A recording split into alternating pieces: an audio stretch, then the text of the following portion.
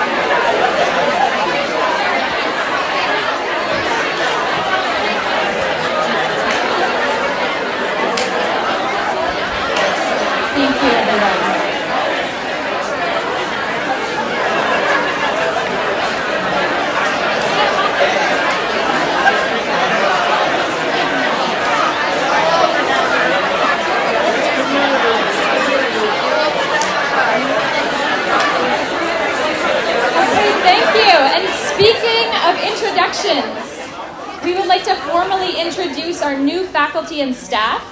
Faculty, please stand when I call your name. You can give a little wave. And audience members, I request that you please hold your applause until the end of these introductions.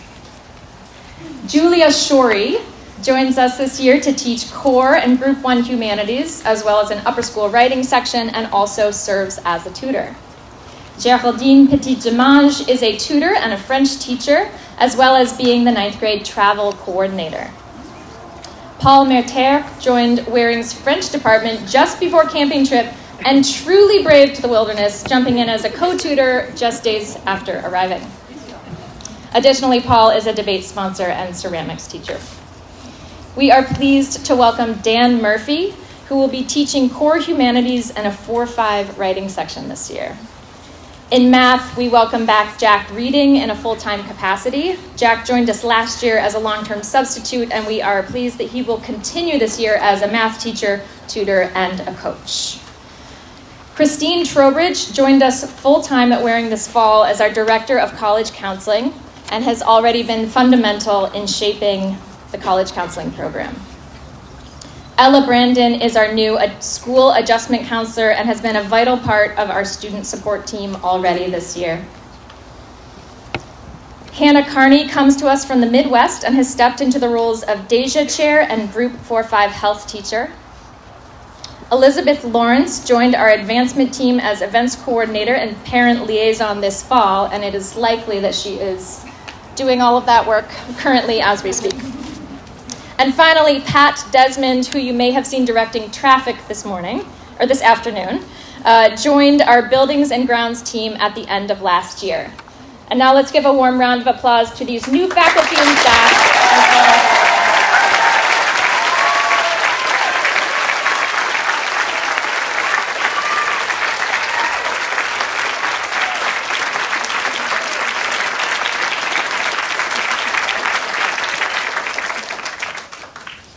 As we settle into our intentional community gathering today, I invite you to come a bit more mindfully into this space, place, and time. Move your fingers and toes, sense your spine anchoring your body, and feel the ground beneath your feet. Notice your breathing, the wetness of the air today. Attend to the sounds around you as well as the silence beneath the sound. I invite you to ground yourself here and now as one thread in the interconnected tapestry of community members, past, present, and future. Indeed, many have gone before us, breathed this air and walked these paths, climbed the tree by the atelier and been late to class because they couldn't get down. Many have made drawings of the quad on a sunny fall day, had humanities class under Muddy's tree, listened to bird calls in biology, run the paths through the woods, and encountered the fierce and beautiful red-tailed hawk whose presence silences the forest. We share this place with each other and with the whole ancient interconnected ecosystem around us. Today, I invite you to ground in our relationship to this community, land, water, and air. We are all caretakers, and we are in turn taken care of by this place and all who dwell here. In this web of community, it is also our practice to acknowledge the indigenous people of this area who lived here long before white settler colonialists arrived. Waring School is located on the ancestral homelands of the Pawtucket, a branch of the Pennacook Confederation of Tribes. The Pawtucket were surrounded by the Massachusetts and Wampanoag to the south, the Abenaki and Pentucket to the north, and the Nipmuc, Mohican, and Pocumtuck to the west. As we connect to the roots of this land and community, we humbly acknowledge the survivance of these First Nations and their sacred interdependent relationships with the land, air, and waterways. We honor their enduring presence here in the place we work, walk, and learn together.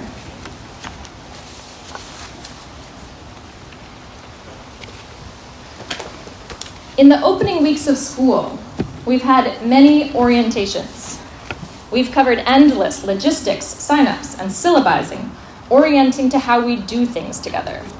This year, we have a wonderful new schedule, and all of us, new and returning, are learning to live inside this scaffolding and orient ourselves within it. The question of community, though, isn't just orienting to how we do things, but how are we to be together? In my art classes this past week, we opened with a discussion about the practice of attending. The first task of making a drawing is to show up, to be in attendance. Sometimes when I take attendance, I'll first ask, are you here? And then, are you present? Because there's a difference, and it matters, especially in the embodied act of drawing. The second task is to look. We have to attend to what we see, not what we think we see. And this is a practice of relentless curiosity and willingness to dwell in unknowing rather than relying on our preconceived ideas and egoic reactions. And then we translate to the page whatever it is we are attending to, with marks, lines, shapes, etc. One might go so far as to say to draw is actually to draw attention. The French gives us another shade of meaning. Attendre means to wait. So not only do we attend, but also attendre. We suspend our thinking and wait for things to reveal themselves through the practice of drawing. In the end, it is the honest search translated to the page that makes a drawing draw attention. And finally, in art, we give and receive attention. We attend to the drawings of those around us. The Latin root of attend takes us further back, the root being attendere, and like the word tendon means to stretch. In art making and in community at Waring, we ask each other to stretch. We take risks, make mistakes, learn with and from each other. Our ethics states we shape and maintain our culture, and it requires that we have integrity, that we be honest, that we be caring, and that we be courageous. In art, we give and receive feedback. In community, we practice lovingly holding each other accountable for the impact of our actions and inactions. So, how are we to be together? As we officially begin this year, I invite each of you into the communal practice of attendance. I invite you to attend, show up, be intentional with your attention, understanding that, as the saying goes, what we put our attention on grows. I encourage you to intentionally cultivate what you attend to, rather than passively allowing your attention to be sold to the highest bidder, mindlessly shaped by your social feed, or eaten up by the news cycle. I invite us all to attend, to stretch time, slow down, suspend judgment, give each other the benefit of the doubt, and wait for things to reveal themselves. Be willing to dwell as much in the unknown as the known. Be willing to stretch, give, and receive attention, and attend to yourselves, each other, and the world around you. Thank you, and welcome to the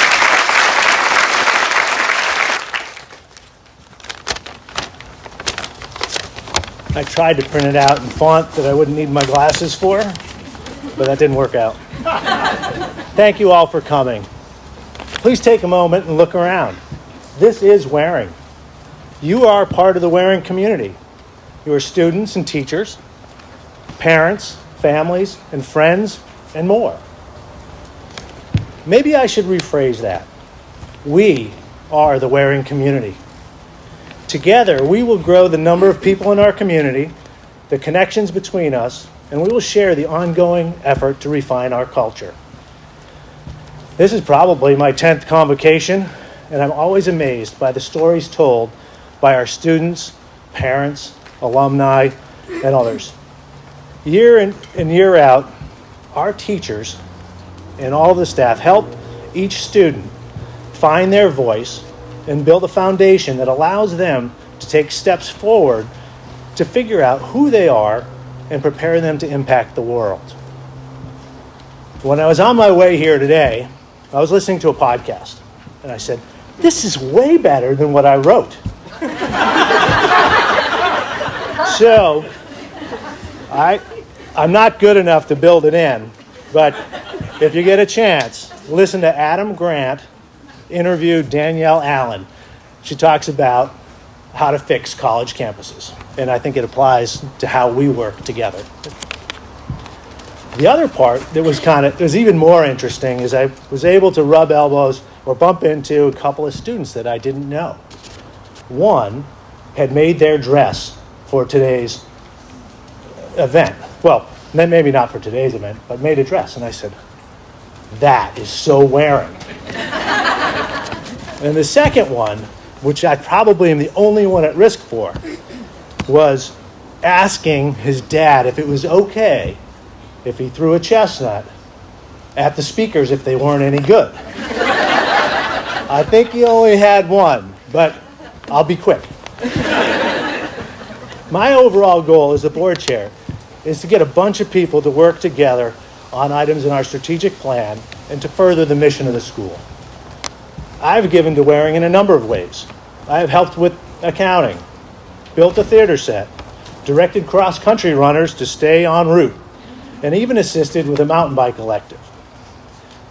You may not be aware, but almost all independent schools, the tuition charged does not cover the cost of delivering the program. So giving time, giving money, they matter. Waring faculty, my fellow board members, and our families have always been very generous. I encourage you to be involved and to give. If your experience is anything like mine has been, you will get much more than you give.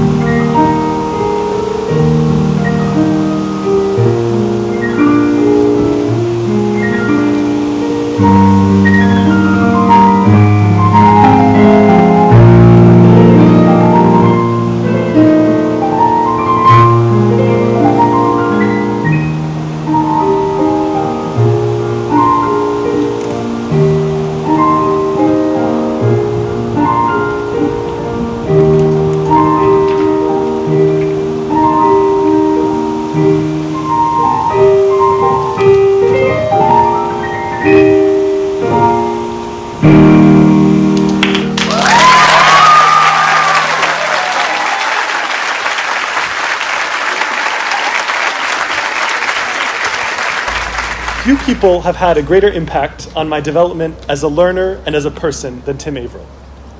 And this is a fact that generations of students could and do attest to. At Waring for sure, but also across the state and country, owing to his national reputation in running speech and debate tournaments.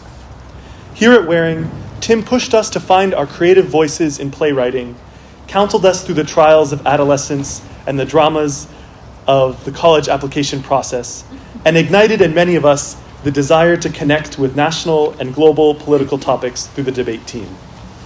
Through his interaction with students at every level, and in a plethora of ways, Tim embodied the motto, "Words matter."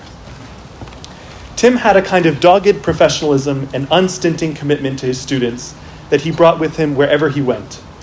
He would email 5 a.m. comments on debate cases and sources. He never seemed to tire of driving students to tournaments on blistering Saturday mornings in January and February, always accompanied with a smile and Lauren Averill's famous brownies. He combined this with heart, with the warmth that one felt in tutorial meetings, in his total devotion to the principle of inclusion, and a pedagogical approach that valued sharing over competition, creativity and open-mindedness over rules, questions and exploration over dogmas and set answers. He fostered in his students a creativity about the world and a fearlessness in meeting competitive, academic, and intellectual challenges. Grace, Charlotte, and I are delighted to be here today to pay tribute to him and to thank him on this very special occasion. And the entire Waring community joins us in the belief that the gifts Tim gave to his students keep on giving. But first, because Tim taught us that no question is too thorny or difficult to be put to a debate, we'd like to hold one right now on a very important topic. Resolved, Tim Averill should retire from Waring.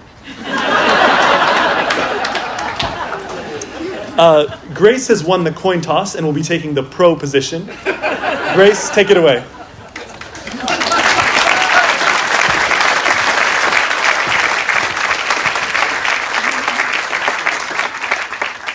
Stand before you to affirm, resolved, Tim Averill should retire from wearing debate. I start with the observation that Tim has a lot to be proud of from his many decades of service, helping shape people like my opponent Charlotte, a future doctor, Chris, an academic and intellectual, and me, someone who mostly tweets, sends emails, and occasionally goes on TV for a living. Contention 1, leaving behind the weird, wacky world of debate travel. It's only now, as an adult and having helped run a high school tournament on my college team, that I really appreciate how much work goes into debate tournament travel and logistics. Subpoint A, those vats of lukewarm Dunkin' coffee, stale donuts and pastries, and cold pizza slices that are a feature of suburban Massachusetts debate tournaments kept me going, but also haunt my dreams to this day, and I only put in 4 years of high school debate. Subpoint B is driving and parking rental vans around various mid to large American cities. People in the greater metro Atlanta area still speak in hushed tones about the time Tim had to take up 3 parking spaces in a garage at Emory in 2015 and came back to some strongly worded reviews on the dashboard. Subpoint C, dealing with students who make debate their entire personality and source of validation, which was definitely never me. I don't know why anyone would say that. And high-strung coaches on power trips. After a few years in Washington, I can confidently say the Harvard High School tab room is harder to get in and out of than the U.S. Capitol, or for that matter, the White House campus. Contention 2, more time in France. Sure, Tim is a nationally renowned educator and debate coach, but I swear he has other passions and interests too. Retiring will allow Tim to spend more time with his grandkids, more time watching plays. He can trade time in the harsh fluorescent lit high school classrooms on debate tournaments for more trips to La Belle France, one of his favorite places. He can swap out hours sitting in the aforementioned wearing vans on 128 and the Mass Pike for bike rides in the countryside. And he can offload the brain space he devoted to learning about new policy topics every month to come up with even more puns and creative plays on words in both languages. Il y a beaucoup de jeux de mots en 2 langues. Thus, I urge you to affirm this resolution.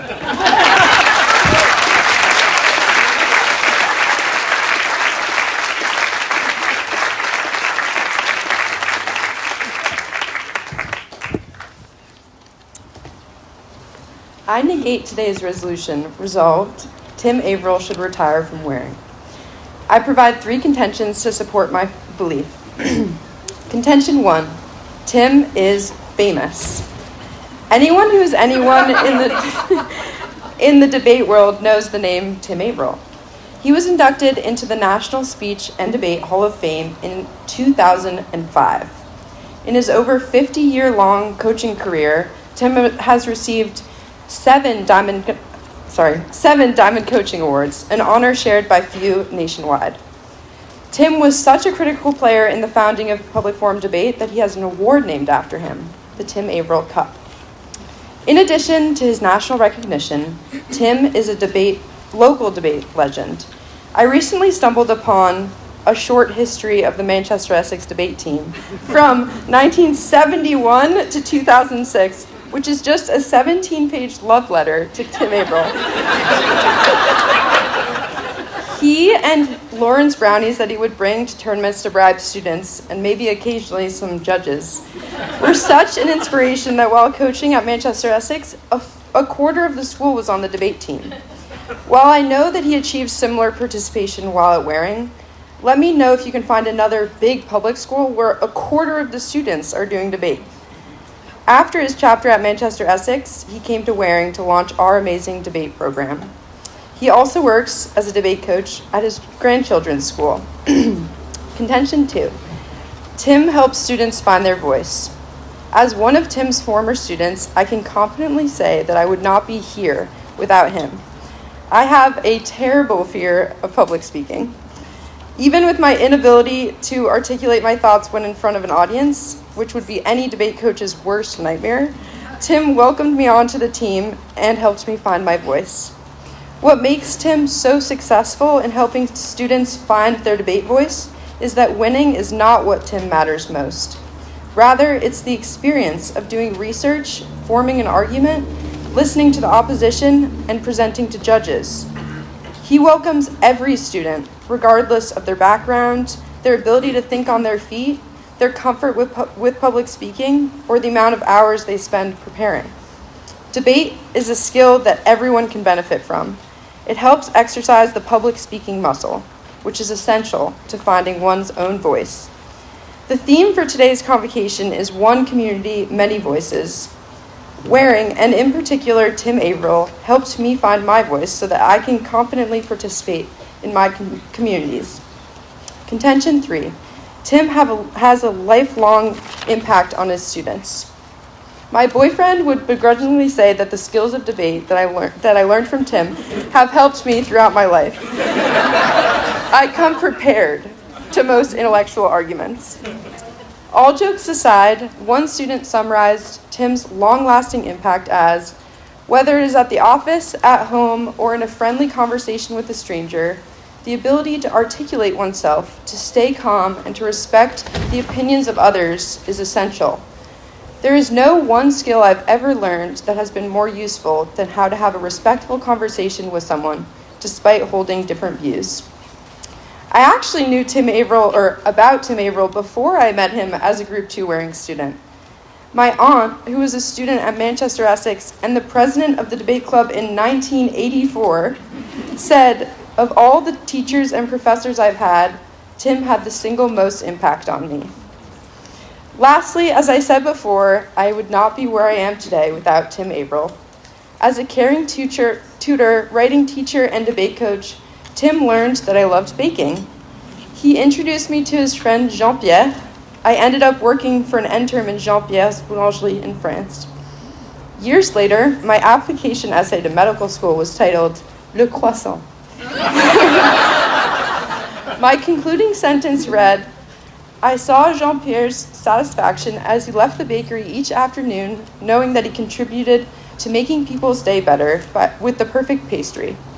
Similarly, I would like to ultimately walk out of every patient interaction with the same pride that high-quality, personalized healthcare was delivered. Really, I could have entitled the essay, The Debate Coach, because Tim brought the same level of passion, dedication, and expertise to his craft, which continues to be an inspiration to me.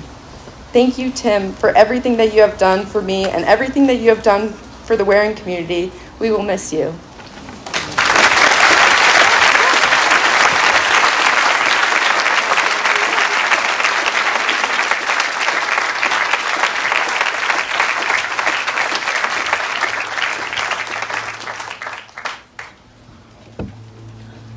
Good afternoon.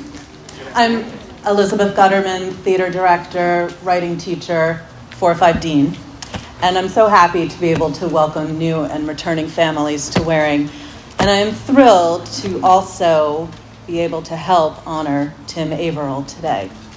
So now you may think that it is an unenviable task to follow our extraordinary young alumni as they continue to thrive in the wider world. But really, it is a privilege, just as it was a privilege for me to watch you, Tim, as you mentored and supported our students in real time. This was when I first arrived at Waring, and I was so lucky to be mentored by you too. And to be welcomed so warmly by you and Lauren of blessed memory, helping to make Waring feel like home, as it still does to me these many years later. I'm also thrilled to celebrate you today as perhaps Waring Theater's biggest fan, with the possible exception of my father. So before any show, as we're running around preparing, someone will always yell, "Did someone reserve the Tim Averill seats?" Well, we don't have to do that anymore because Tim's seat now has a plaque that honors his commitment.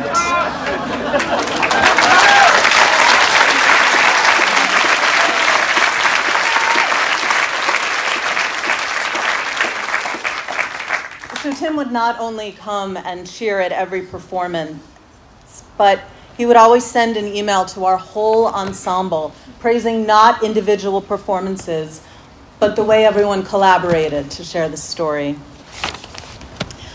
Our distinguished alumni, of course, represent countless students in whom you have wholeheartedly invested, just as I represent the many faculty you have supported over the years. So this plaque does not obligate you to come to productions in perpetuity. But it does mean that if any one of you find yourself in the seat with the Tim Averill plaque, house left, center aisle, know that it is a reminder that on the shoulders of giants we continue to stand. We are collectively so grateful to you for your many contributions to Waring, and please join me on stage to accept this token of our appreciation.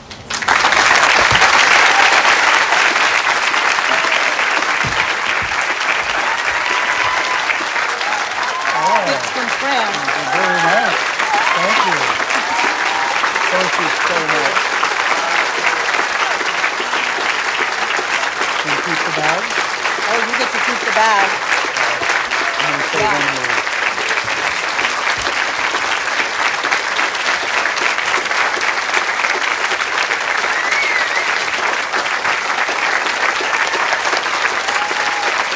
Thank you.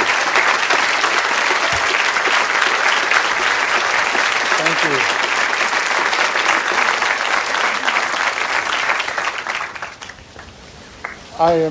I am so moved, and believe it or not, those of you that know me well know that it's rare, but I'm actually humbled by this.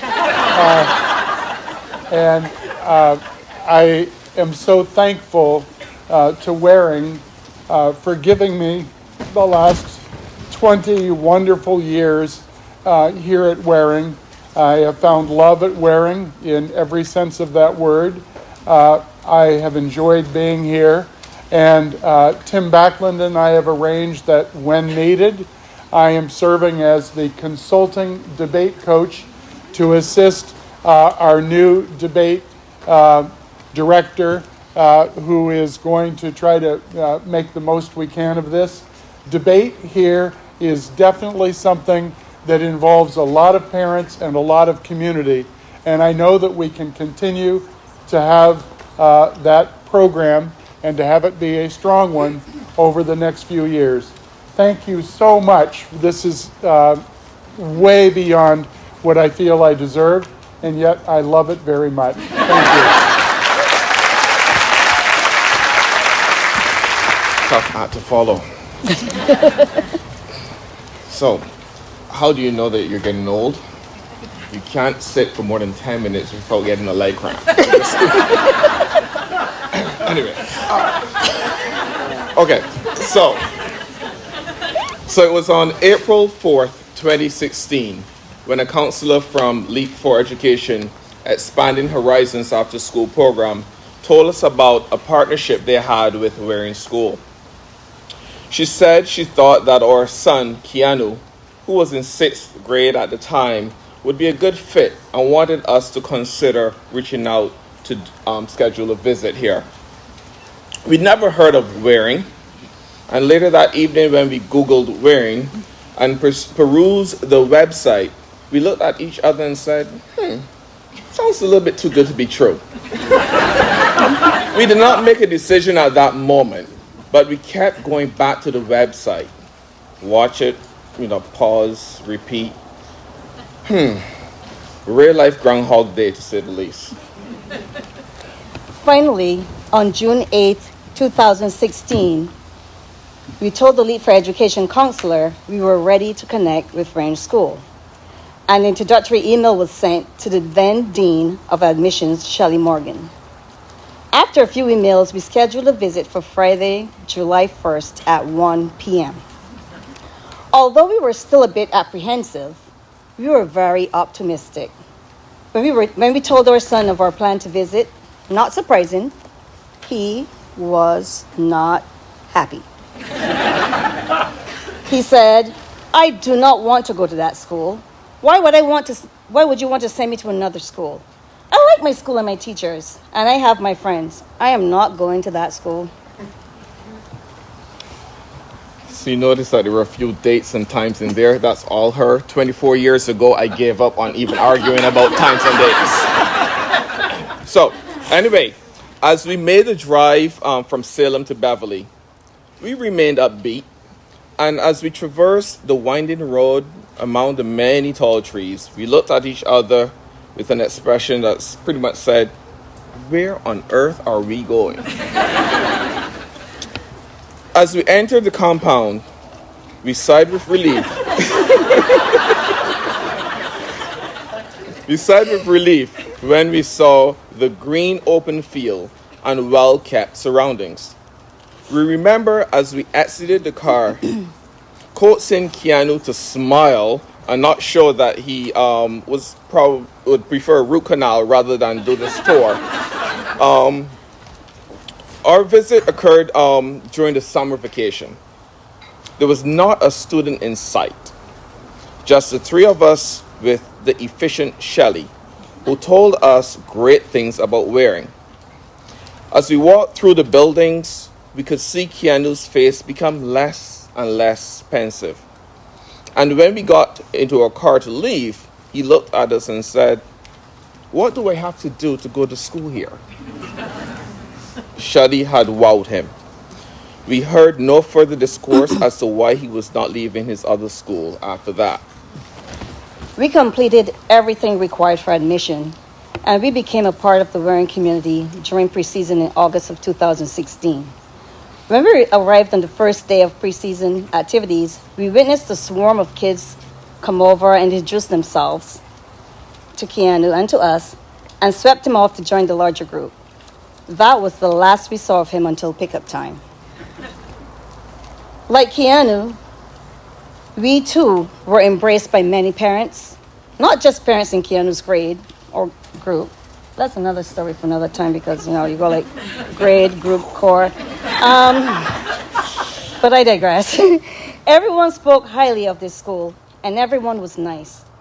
As new parents, we were thinking maybe a few people we knew were accurate when they said to us that Warren was a cult.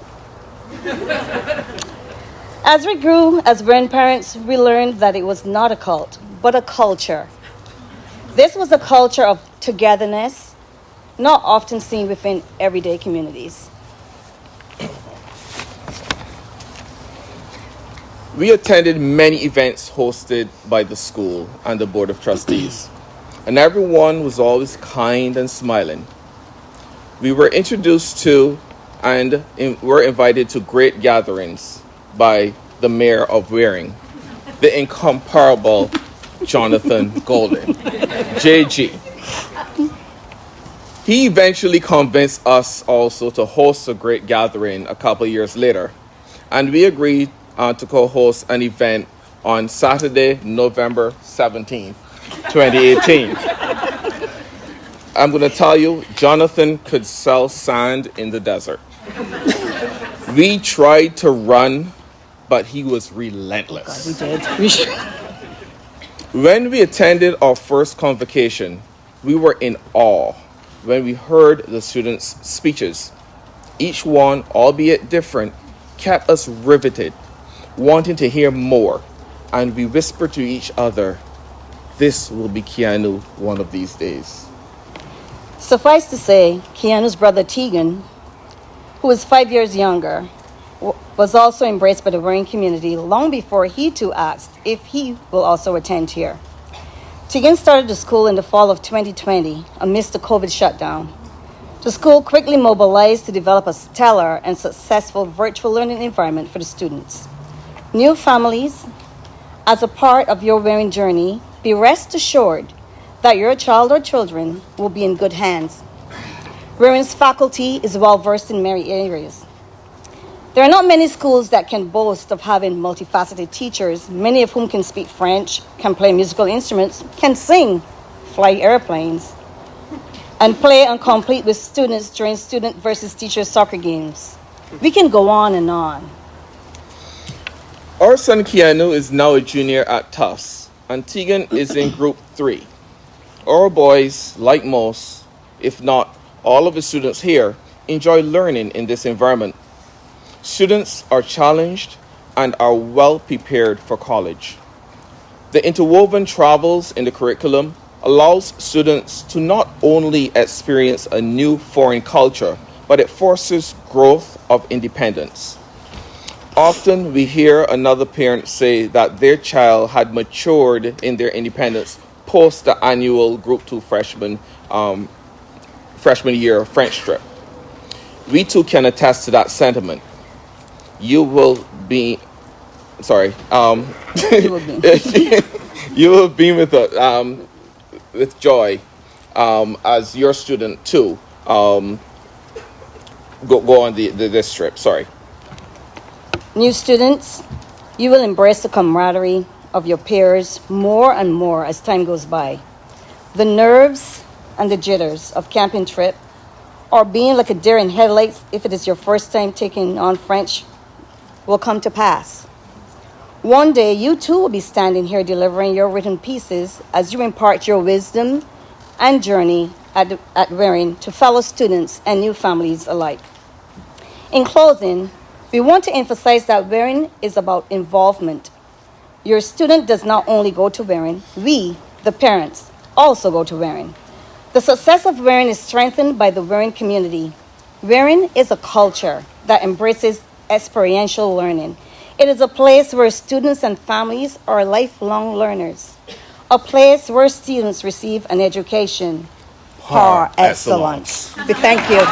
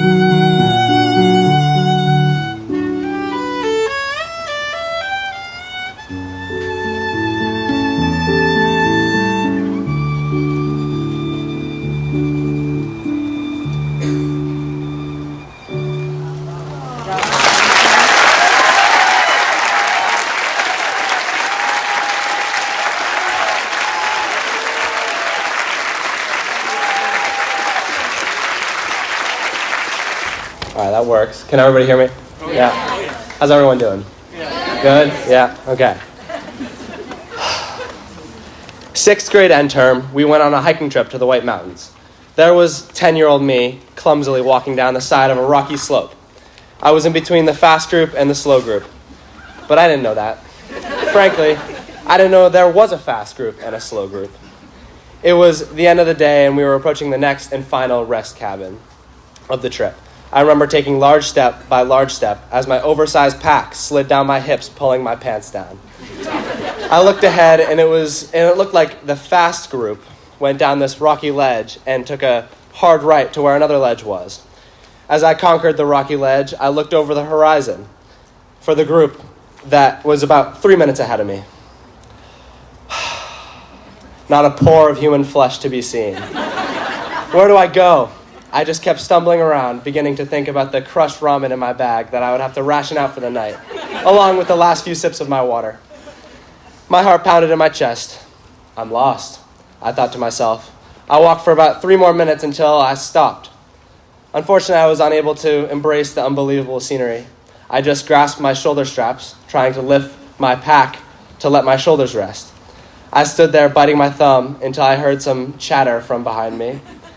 It was Edith and some other student hikers who had been taking their time. I walked a couple steps toward them, both rejoiced and confused, and I asked, "How did you guys get behind me?" "We've always been here," she said.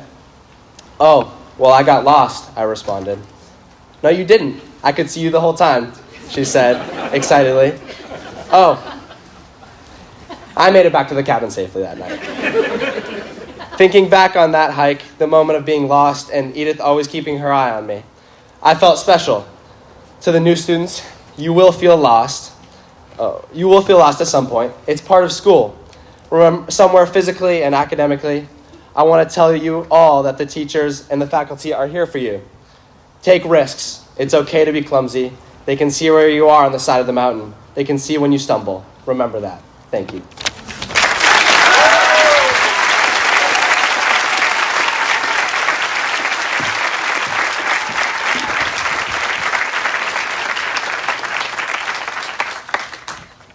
Hello. Last year, as I watched the seniors graduate, I realized wearing is a process. I also realized that no matter when you get here or how long you stay, this process has a way of working itself into your life.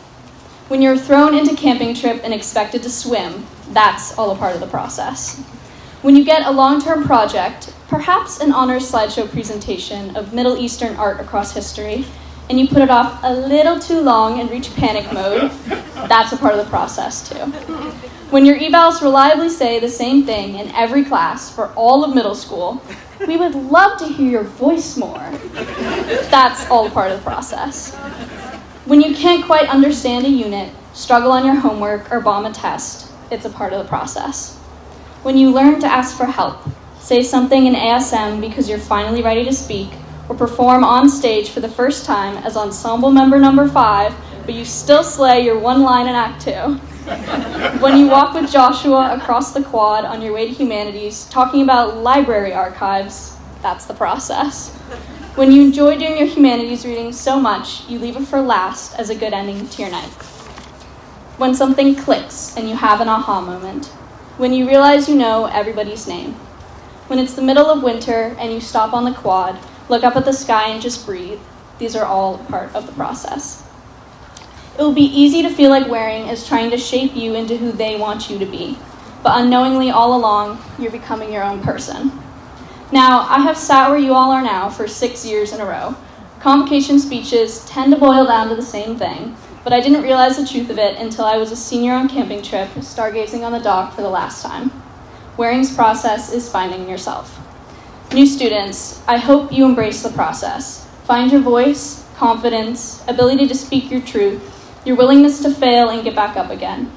Know that it may take time and that you might struggle, but that's the whole point. You have to take your time here by the reins and do with it what you will, but also sit back and just take each moment as it comes because the process will envelop you either way. Remember that everyone will be rooting for you throughout your time here because this Community is your backbone and your helping hand. I mean, the palpable excitement in the air when us seniors were waiting for the buses to arrive at camping trip, it was electric. We were elated to meet you all. We have all been where you are, and every one of us truly believes in you, and we are so excited to watch you grow up.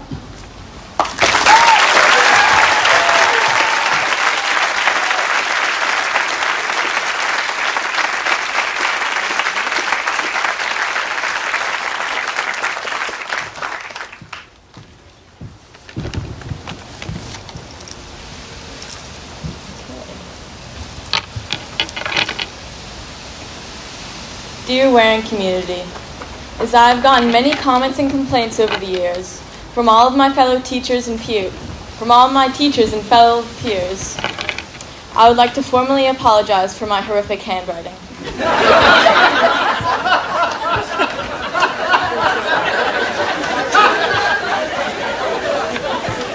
I would especially like to acknowledge Francis and Rebecca, who have gone as far as mentioning it in my evals. My handwriting has been called chicken scratch by both friends and family. I've been told I should be a doctor by many, many people. And I've been asked to decode almost every handwritten note I've ever given to others. But despite everything, and not to make an excuse for the inconveniences I've caused people, my messy handwriting works for me. At least 93% of the time. Almost everyone writes by hand, even if it's only occasionally in this digital age, and everyone has a different style of doing it. My style just happens to be illegible to most. It may not work for others, but it works for me. The story arc of my handwriting is not unlike my journey at Waring. There's no one way to be a Waring student. No Waring student is the same, and the style you begin with may change over time, just like handwriting. I'm sure many folks here have heard this before, but I believe it to be so, so true. Anyone who remembers me from my first 2 years at Waring most likely remembers me as this little quiet kid who barely spoke. During that time, I definitely had a very specific style, but as I grew as a Waring student, my handwriting had to change and evolve with me. Today, my handwriting is very messy and only works for me, just like my Waring experience. But nevertheless, it has helped me become the person I am today, and who I am today is someone I'm proud of.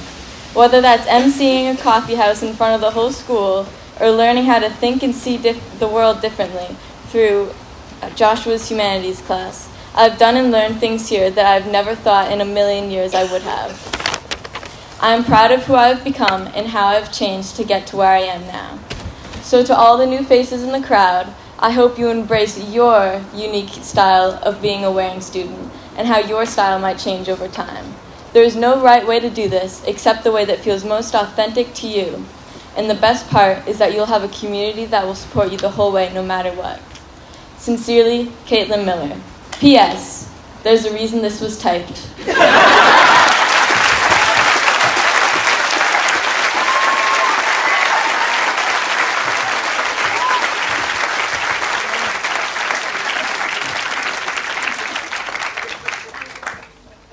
Throughout Waring's beloved camping trip, after hearty dinners and full days of activity, the evenings give way to something more, something uniquely beautiful. On the first night, it's Nick Page, a Waring legend who leads the school in song with sweet words and a booming yet also comforting voice. On the third night, it's the coffee house, in which the senior class curates a set list and, accompanied by a band of faculty and students, pour their hearts out through the microphone, singing all the songs that really mean something to them. From time to time, between the seniors' songs, the whole school is invited to join in on the classics, from Country Roads to Brown Eyed Girl and Joni Mitchell's Circle Game. Trust me when I say there is no shortage of tears on either of those nights. Sometimes it's just too hard to fight them, especially when you realize how rare those moments are outside of such a place as this, around these people. I think about that often, and to those who don't know me yet, if you're listening thus far and thinking I'm some sort of Waring veteran, or one of the students that's been here since the early days, like Olive and Sevi, I assure you I'm far from that, although I feel like one now. I am, in fact, only on my 3rd year here. So perhaps that's why the wave of camping trip waterworks hits me so hard, because I've only encountered these things here. They're not common elsewhere. It's been 3 years now, and I am yet to meet another group of people that permit each other to play, think, and love with the same intensity as all these familiar faces around me. And the second and perhaps most important night to me is the famous Contra Dance, a group of annually returning musicians and a caller teach the crowd the moves, and then let us students and whatever faculty wishes to join go at it for some 8 to 10 minute rounds, stopping us only to teach a few more steps before sending us off swinging our legs and gallivanting around the room once again. I enjoyed stumbling over my feet, laughing, spinning, and getting sweaty in the rec hall heat for my first 2 years here. Unfortunately, though, or so I thought, this year my back had different plans for me. As I ended up hobbling around camping trip in its entirety, I had to make the hard choice to sit out on the side and watch it all go down. I say, or so I thought, because I had an unexpectedly wonderful experience. After previously hearing faculty share a collective sentiment on the beauty of the community dance and how enjoyable it is watching, as Dan recently called it, dance palpable joy, I got lucky enough to experience it myself. I found myself quietly crying for the 3rd year in a row because I've never witnessed more wild and uninhibited smiles from all the faces I knew already and am just now getting to know. That's what this community looks like to me. Silly and vulnerable and all so full of love. There will always be time to participate here, so use it. Ask a question in your humanities class. Watch it spiral out to enthralling discussions. Do your math proof on the board. Perform. Take a risk. You'll be glad you did. On the other hand, don't forget to stop and watch. Make space to slow down and see what's going on, what you missed between all the bustle. These things are of equal importance. So, this year, I'll be trying to look at wearing from every angle, from both sides, and notice the beauty which is so abundantly in front of me. It's inside and out of the classroom, in conversations and silence, on the field, the stage, and everywhere in between. I hope you all join me in finding it.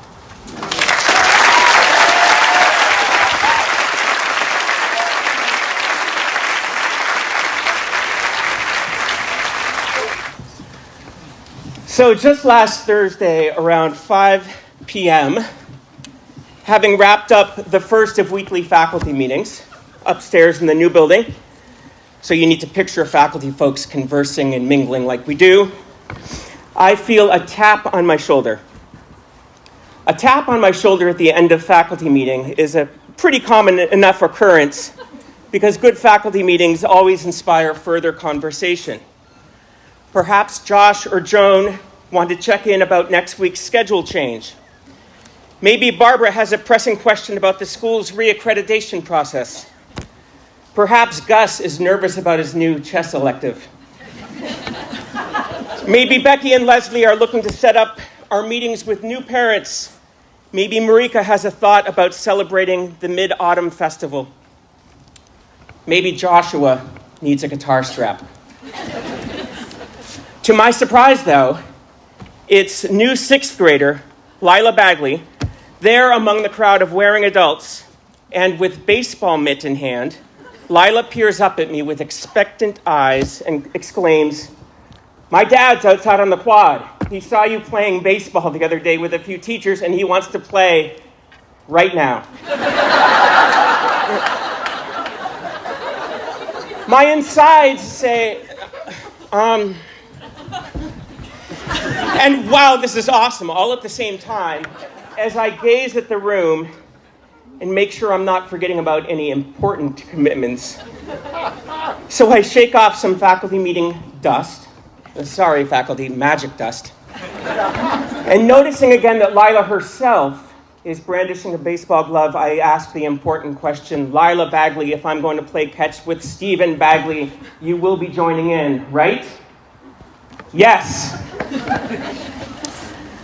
For me personally, the simple act of tossing a ball on the quad out here at Waring, on campus or on camping trip, or on the plains of Abraham in Quebec as we did one year in N-term, or even once in the Place des Vosges in Paris with the juniors.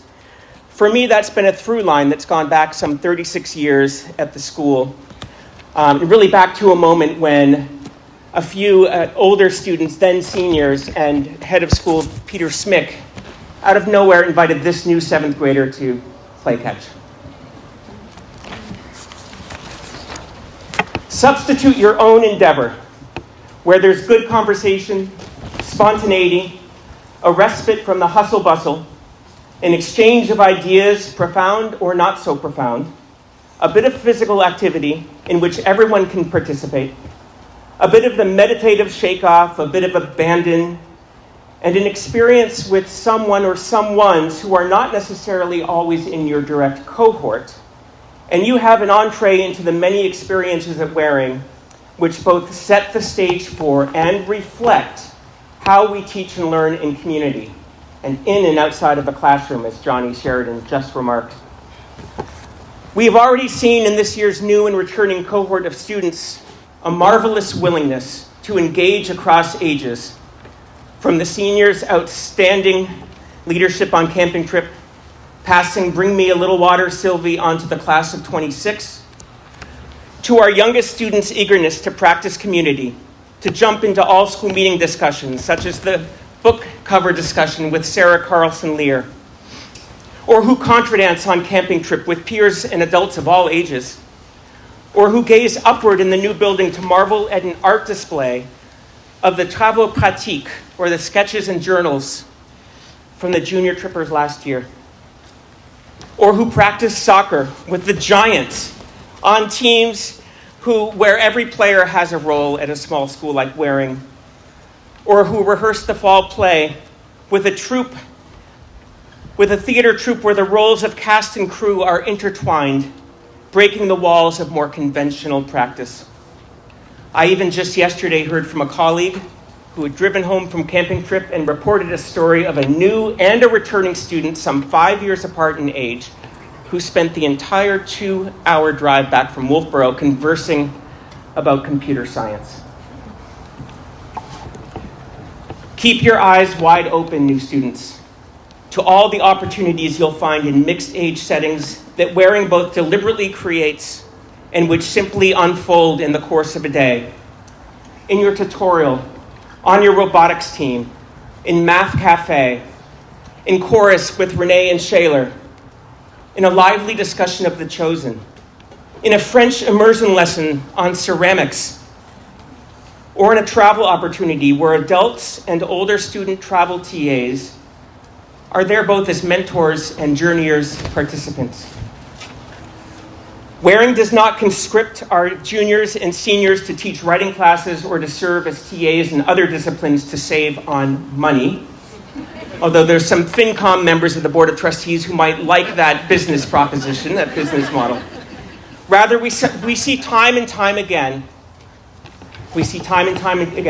how as peers teach peers and peers learn from peers, and how the practice of teaching itself, is so essential to learning. It's a pretty basic concept, right? And it's as simple as John Dewey's principle that learning is life. If you're going to learn a foreign language like French, speak French from the beginning. Travel to the Francophone world. If learning is life, set up your classroom and establish your culture in a way that students and adults engage and discuss without artificial barriers and rows.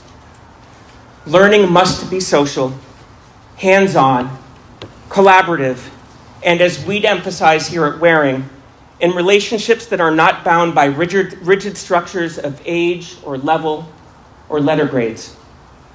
In this vein, I will share a brief remembrance of our Debate Hall of Famer, Tim Averill, and master teacher. And I need to note something right now. There's another master teacher, career teacher and alum teacher of ours, Yasmin Fraser, next to Tim. And all I'm going to say about that is, quelle coïncidence. Welcome back, Yasmin.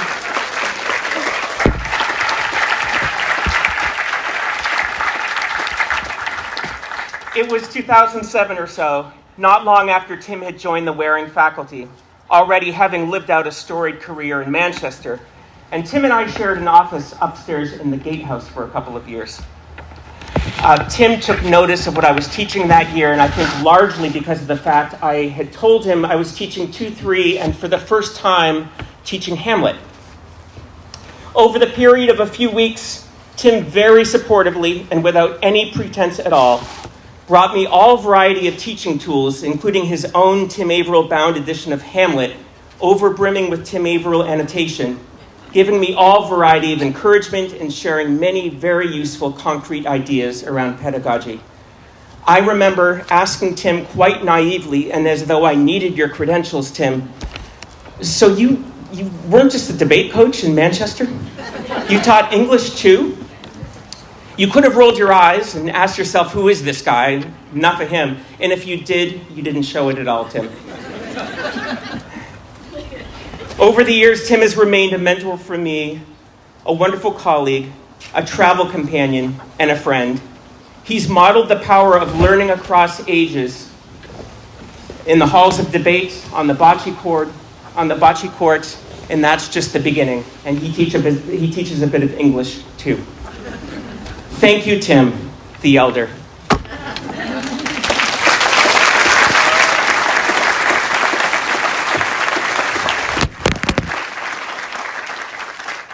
So new students, I leave you off with a short final thought, and this resonates very much with some of Marika's words in your beautiful intro, Marika. I've had the pleasure and honor of working with a mentor, professional mentor outside of the school, Inez Robinson Odom. And over our summer talks this year, I was getting into all of the to-dos on my list with Inez, and we have an accreditation this year. All of the things that lie ahead. And Inez stopped me in my tracks and said, Tim, one piece of advice I'll give to you, and I want to pass along to you new students, is that the to-do lists, the whiteboards, the calendar reminders, they all have their place. They're all very important. But she urged me to move and pivot from a to-do mindset to, as Marika said, a to-be mindset. Who do we want to be? How do we want to be? How do we want to be a leader in core, as in group 1, as in the senior? How do we want to be a teammate, an ensemble player? I leave you with that piece of advice. I know it's overwhelming now, we have a lot on our mind, but in being, all the to-doing will fall right into place. Waring School community of 24-25, I say to all of you, bon courage et merci.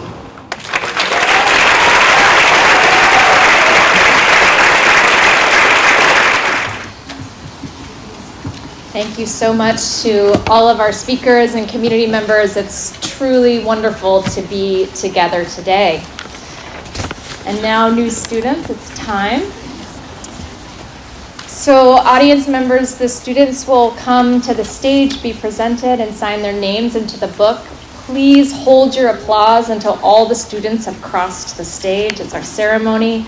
And then there will be a bell rung for each student, after which we can erupt into our thunderous welcome applause. New students, this place is your place. This community is yours to shape, maintain, and tend to. You belong here, and we are here for you. First row, please stand.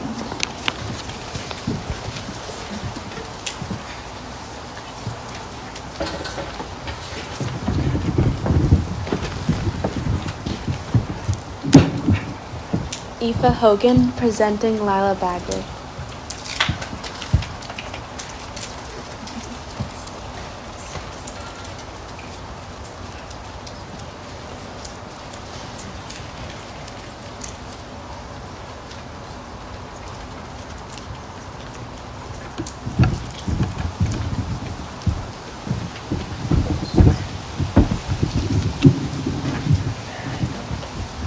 Scarlett Berry presenting Edie Backlund.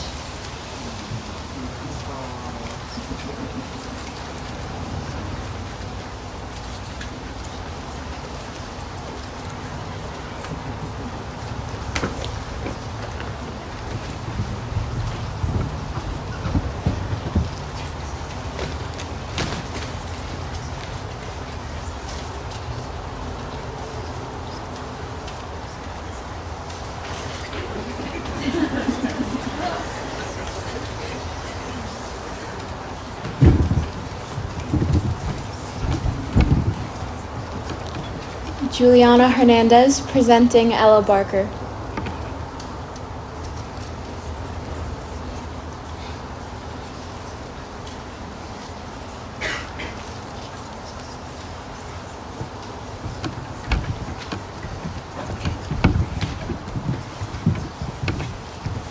Violet Aitchison presenting Eleanor Colleton.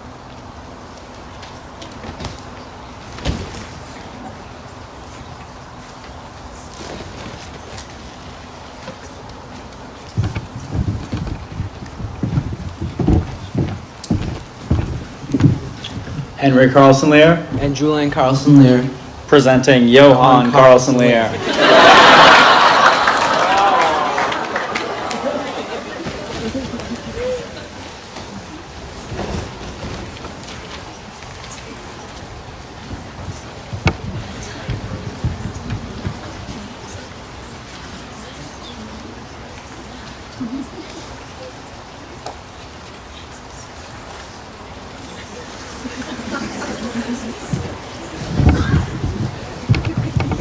Finley Chisholm presenting Lawton Chisholm.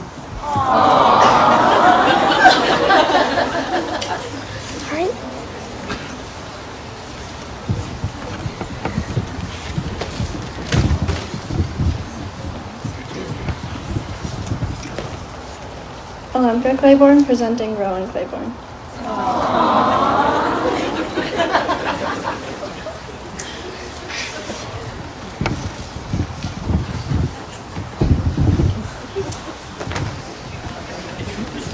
Jack Fawcett presenting Jones Fawcett.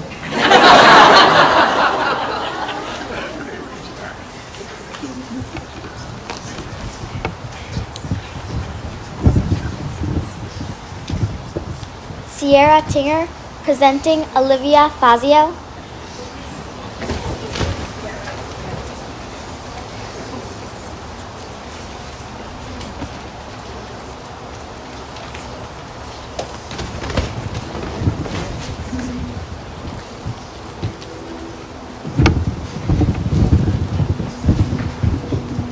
V. Poole presenting Lillian Ginsburg.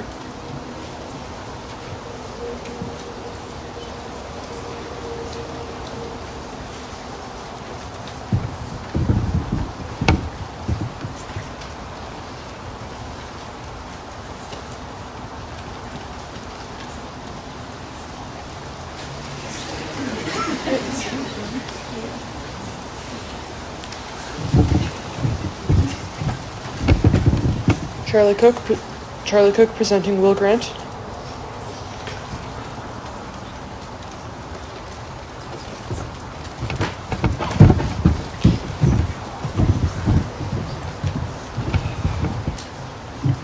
Joe Main presenting Todd Main.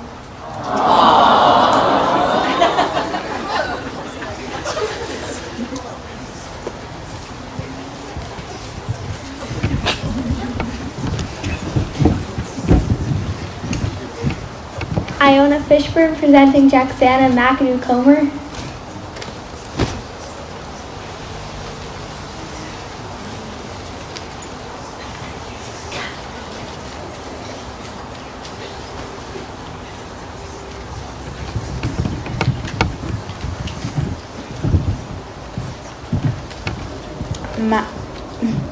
Milo DeSalvatore presenting Sam Ragalewski.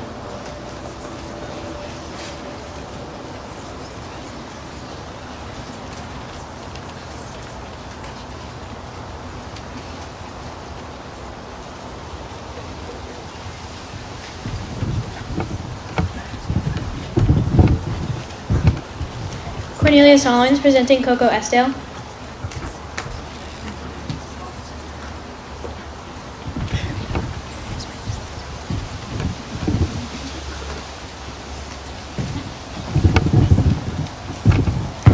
Rory Haran presenting Julian Haran.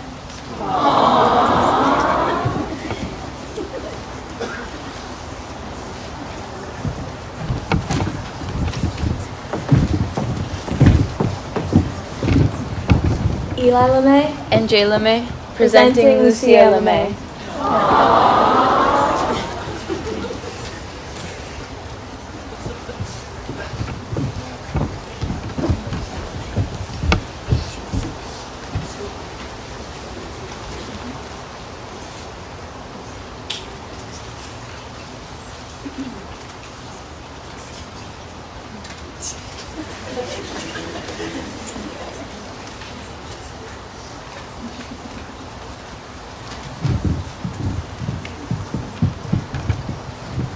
Madeline Fennell presenting Phoebe Nazvezchuk.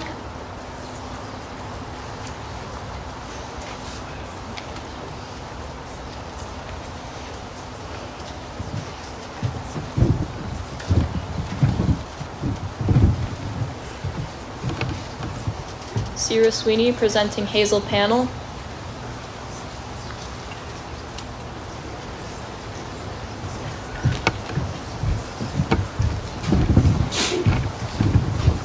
Alice Collins presenting Zach Peabody.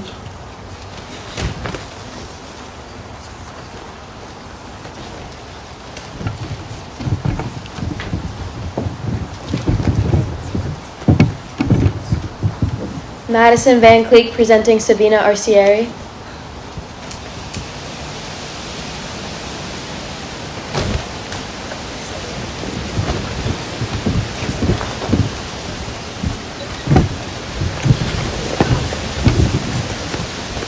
Kirsten Cooper presenting Logan Bowser.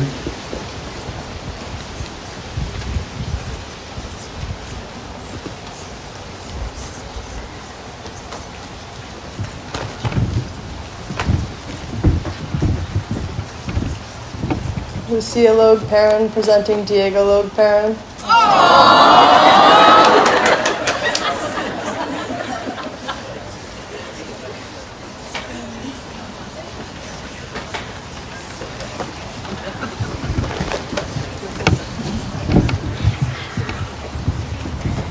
PJ Lefebvre presenting Nico McAleer.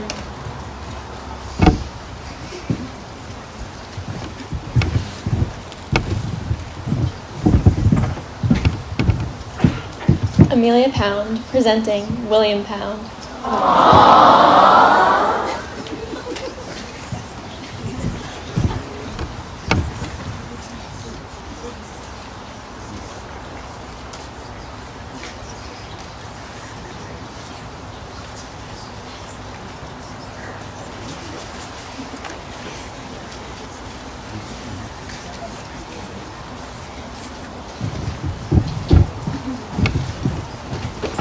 Hannah Gao presenting Marian Reed.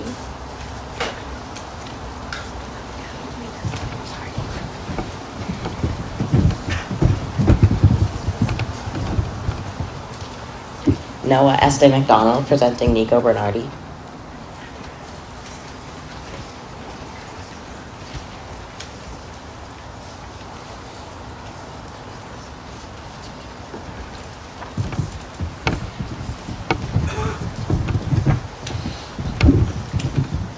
Adam Berhut presenting Jack Fedorowicz.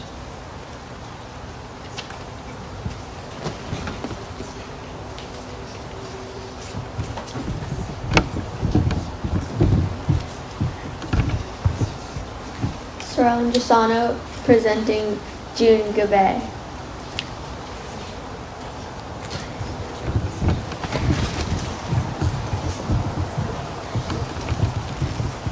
B. Martin Epstein presenting Addison Park.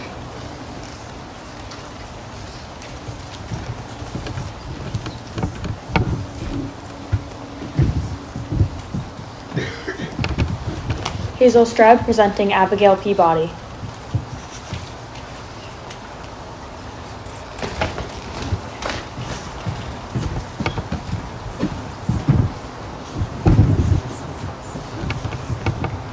Sophia Davis presenting Isabel Barraza.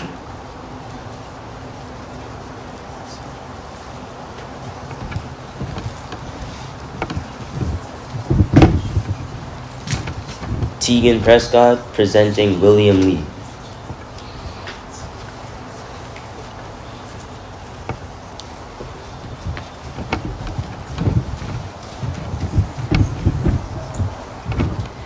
Lucy Schaefer presenting Kate Alsip.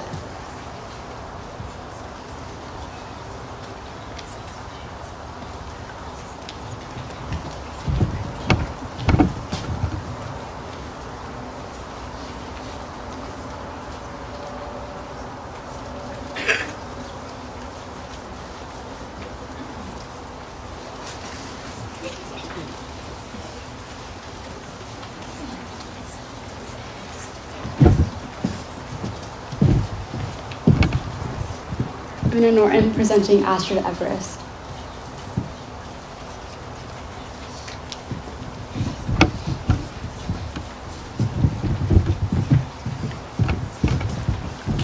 Anna Meir presenting Helen Yu.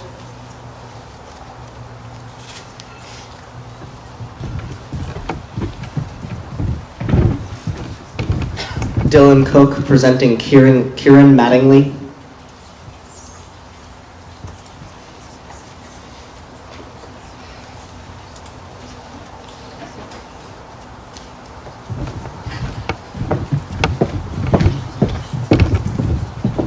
Natalia Ellis presenting Amelia Pound.